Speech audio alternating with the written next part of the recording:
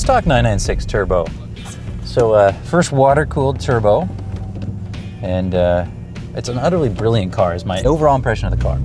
Brilliant, but we got lots of time, so we'll talk about what about this car makes it brilliant in my opinion. I think I look at this as the Swiss Army knife of Porsches. It does everything, and we did about 400 miles yesterday in this car, in sub-freezing temperatures, snow, wind, rain, you name it, we got everything thrown at it, and this car was utterly unflappable. I think the best way to understand the 996 turbo is to think a little bit about, what its intended purpose was. The intended purpose of this car, I like to think of as a German executive, and he's got to get between two major cities in Germany for a meeting, and he's got an hour. He's going to get on the Autobahn, and he needs to make some time. I look at this car and I say, okay, we're doing 1,500 miles in 3 days in winter, snow, and ice, and we want to be comfortable. What are we going to drive? Well, 911 turbo. You look at this car, and what did Porsche do? Well, they had a clean slate. They weren't dealing with the air-cooled chassis, which, for those who know me, I'm a passionate air-cooled guy, and I really struggle with this transition to water-cooled cars. But switching to a whole new chassis meant you could open up a whole new realm of possibilities.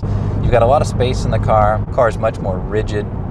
The other thing about this car, we're driving on pretty crummy secondary roads. These are logging roads, lightly traveled, and yet you can see it's a very, very comfortable car from a ride quality perspective.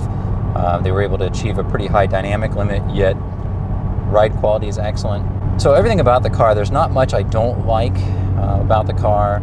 Shift action is good. I will say I hate the stock shift knob in this car. I think it looks ridiculous. It's ugly, but it falls to hand nicely. So I feel like the ergonomic engineer beat out the design guy. Steering wheel in this car I actually like. It's a kind of a nice fat grip, 3-spoke steering wheel. And it was the very first Porsche that came with an airbag wheel. It wasn't utterly atrocious. One of the negative things people always talk about on 996 is that interior build quality. And this is a 2002 model. It's a post-update car.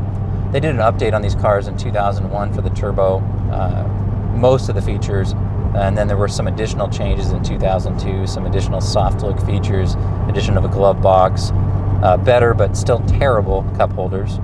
But interior-wise, they radically improved the quality in 2002, particularly the turbo, which comes with a full leather dash.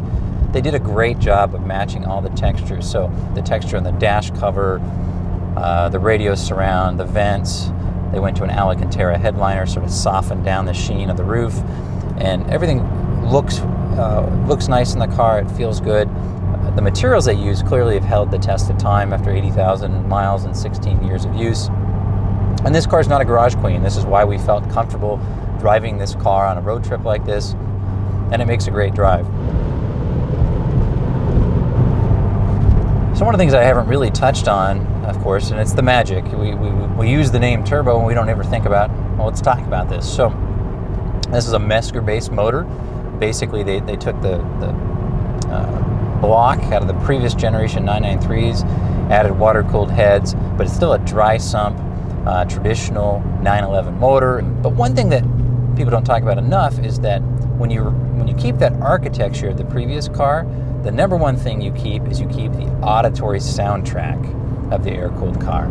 So even though it's a turbo and the turbos do less than the exhaust note to some degree, it still has that guttural growl that we all know so well, that very mechanical, almost industrial noise that's so endearing about an air-cooled 911. The other thing that's interesting is it's a step forward from the 993 twin turbo, which really was a radical change. If you think back to the original 75 turbo, the amazing part of that car was when that car spooled up and got on boost, dear God, hold on. I mean, it was something otherworldly. The problem was, when it was off boost, it was, dear God, and not something otherworldly, because nothing happened. So that doesn't have that sledgehammer appeal, but what it does have is, it says, I don't care what gear or what speed, I make power anywhere, anytime, anyhow, let's play. So perfect example, a lane just opened up here, we can spool the car up,